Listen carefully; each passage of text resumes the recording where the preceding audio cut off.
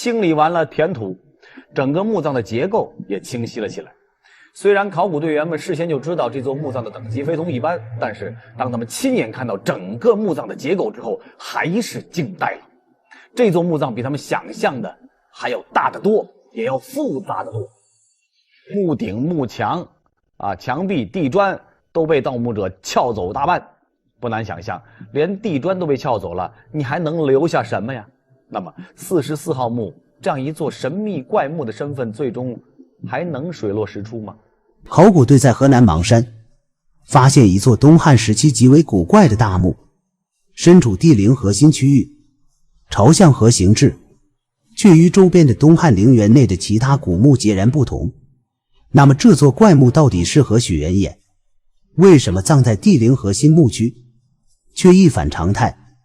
他憑借什麼權威改變自己的朝向和形制？這其中的目的是什麼？更讓人驚訝的是，當考古隊進行開挖之初，就發現古墓出現不同年代的盜洞，而且盜洞层出不窮。這也讓考古队对古墓產生了質疑。如此之多的盜洞，古墓內部還能留下什麼奇珍異寶？保持你的好奇心，我們點個關注，點個讚。接着往下看，就在河南洛陽，考古專家挖掘出三国名将曹休墓。要知道曹操可是盜墓者的祖師爺，他怎麼也不敢相信盜墓後輩竟敢在太歲頭上動土，真是長江後浪推前浪，前浪死在沙灘上。那麼盜墓者又是如何將曹休的古墓給挖掘的呢？他是三國曹魏重要宗室将領，卻在自身墓葬被发掘之後，專家被驚出一身冷汗。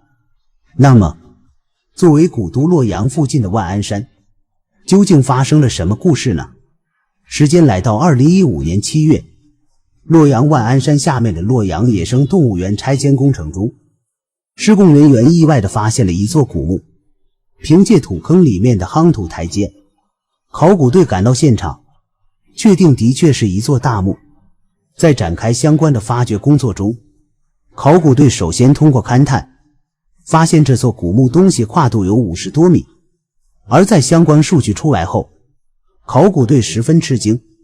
因為如此的大墓，哪怕在洛陽舊墓也是比較突出的存在，但是這座墓葬似乎不存在陪葬墓以及享殿的遺址，如此這般，就和這座古墓的規模有點不符，並且在進一步的發掘工作推進過程中，考古队發現這座大墓似乎有過大規模的塌方，甚至連基本的封土都不存在，這讓考古隊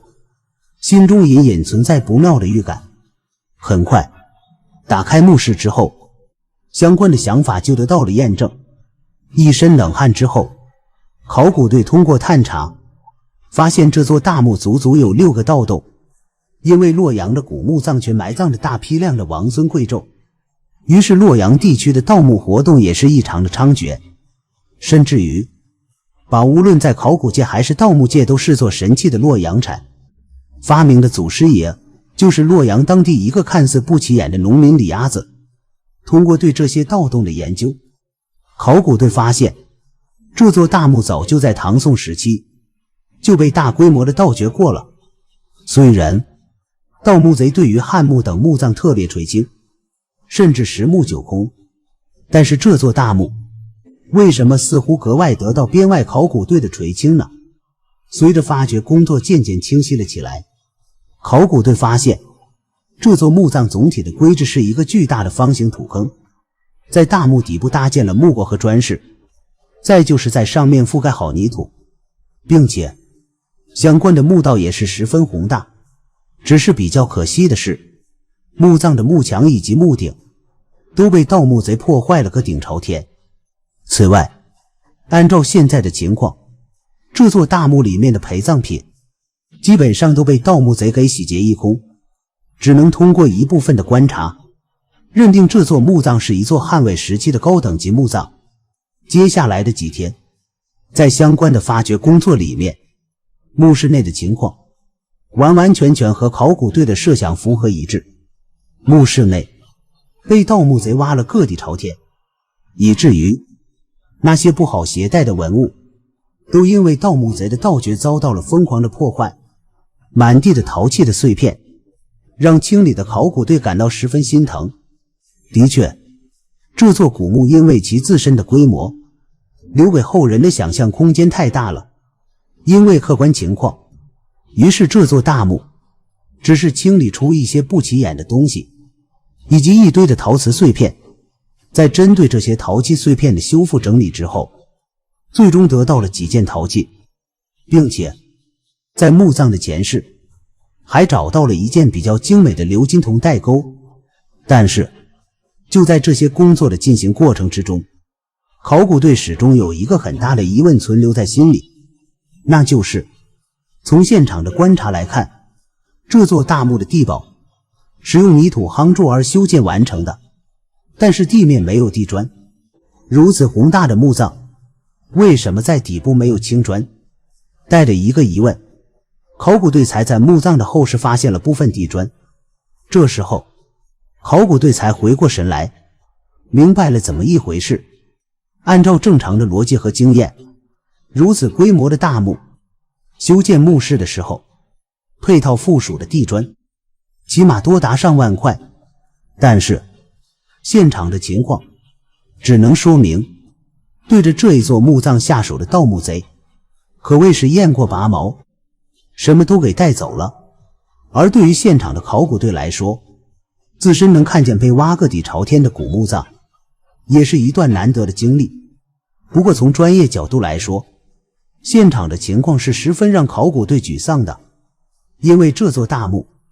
不单单沒有什麼任何有價值文物的發現，哪怕要確定墓主人的身份都成為一個難題。但是這個時候，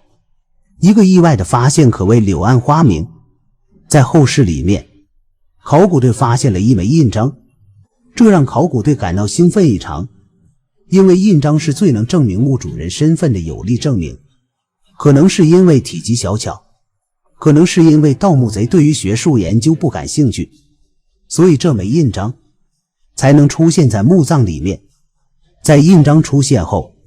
考古隊小心翼翼地給印章除鏽和清理，但是哪怕出現了印章後，因為上面的不是漢代的篆書，所以考古隊沒一個人認識這上面的文字。於是在一番查資料和諮詢相關專家後，才了解到這座墓葬的墓主人是曹魏時期的重要宗室將領曹休。作為曹魏統治集團的核心人物，曹休生前無論是個人權力還是皇帝給予的信任程度，都是獨當一面的存在。特別是在安陽曹魏大墓發掘之後，曹休的墓葬更是為曹魏時期貴族的墓葬制度以及墓穴的形制做出了有力的補充說明。在考古工作完成以後，考古隊也感到越來越後怕，因為假如不是這枚印章不起眼，哪怕其像兩漢時期諸多的諸侯王墓葬一樣，裡面的印信是金子做的，那麼可能也會被盜墓賊給拿走。那麼這座大墓背後的歷史故事以及墓主人的身份，可能真的就是石沉大海，成為一個永遠的歷史之謎了。